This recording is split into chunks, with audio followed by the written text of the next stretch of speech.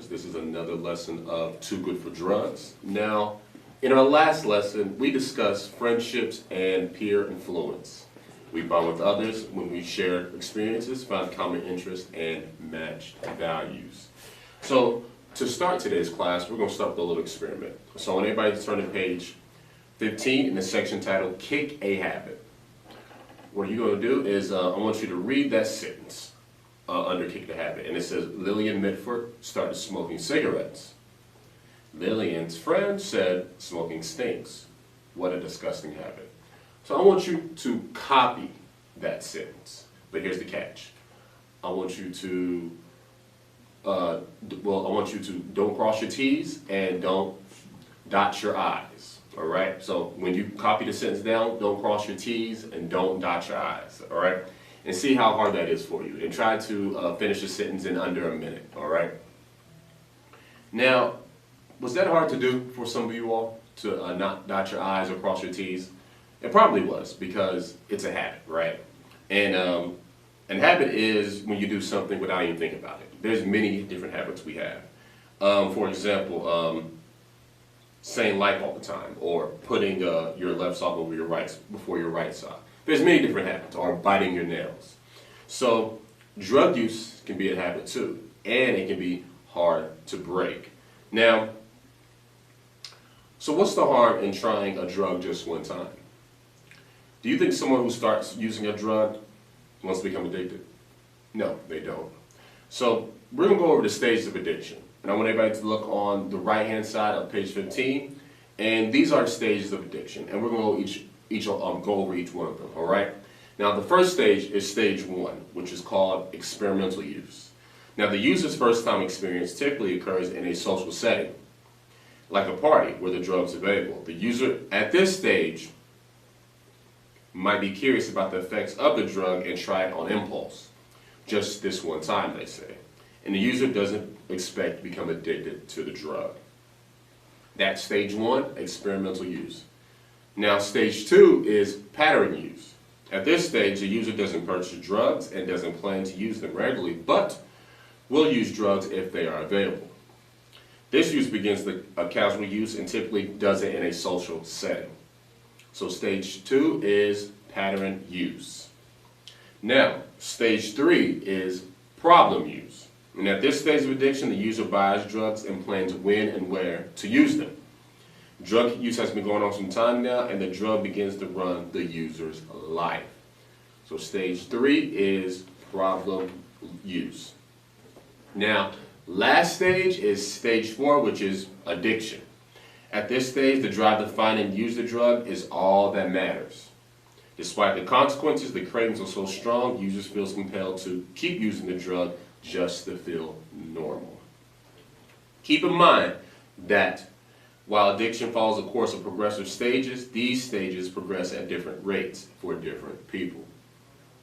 Now, some users might stay at one stage for a long time, while other users might quickly go from stage 1 to stage 4. Now, we're going to identify the stages of addiction. So I want everybody to look on page 15 where it says Henry's addiction. And we're going to read each scenario, and we're going to find out what stage of addiction Henry is on. So first one, I was Henry's friend in middle school. He wasn't using drugs very often back then. He still hung out with all his old friends, and he was close to his family. Every now and then, someone would offer him a drug, and he would usually take it.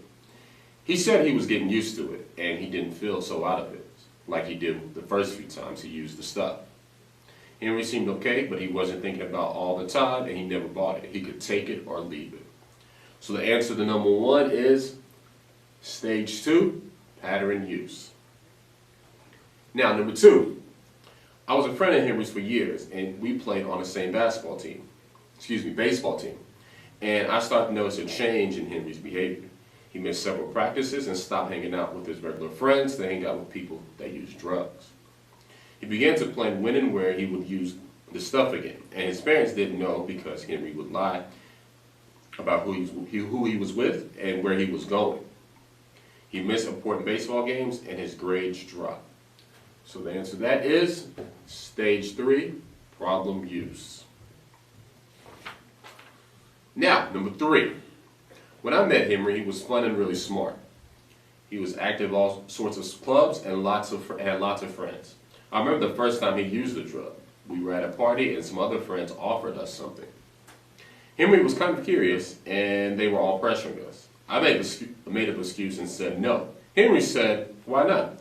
It can't hurt just to try it once." He didn't take much of the drug, but he said it made him feel weird. Henry didn't think he would do it again. That was his first time. It just happened. He didn't plan it or anything. So the answer to that is stage 1, experimental use. Now, number 4. I was one of Henry's closest friends. One morning, I caught Henry using it in his room before school. He said he just needed to take the edge off. He seemed irritable and uncomfortable without the drug. I was worried about him, so I told him I thought he had a drug problem. He said he needed to cope with stress because his parents were on his back all the time. And he said he didn't need me on his case too. He was yelling and told me to stay out of his life. So the answer to that is stage 4, addiction. Now, no one plans to become hooked on a drug thinking addiction would happen to them. The reality is that addiction can happen to anyone who tries a drug. Addiction is difficult to overcome, so it's easier to never start in the first place.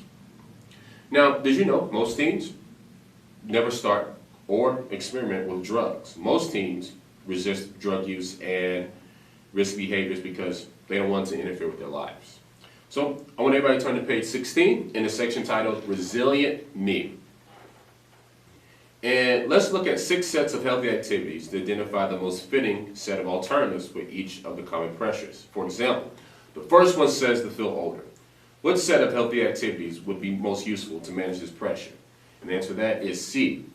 Start and earn and save money, volunteer, take on more household responsibilities, start making future plans, and prepare a resume. Now let's look at the others, all right? So for the second one, to fit in and belong, the answer to that is A. Join a club, play on a team, help organize school events, start a new hobby, and meet new people, and volunteer. Next, we have to relax. The healthy alternative for that one is B. Listen to music, play sports, play video games, read, have a lunch with a friend, and write in a journal. Next, we have to take risk. The answer to that is F. Learn how to rock climb, learn how to skateboard, get a new hairstyle, perform for an audience, and ride a roller coaster. The next one we have after that is the satisfy curiosity, which is number 5, and the answer to that is D. Interview a doctor, watch a documentary on drugs, and do research on drugs. And last but not least, we have to self-medicate. The answer to that is E. Go to the doctor, get enough rest, get enough exercise, go for a walk, and eat healthy. Now, next week, we will talk about what influences some teenagers to use nicotine.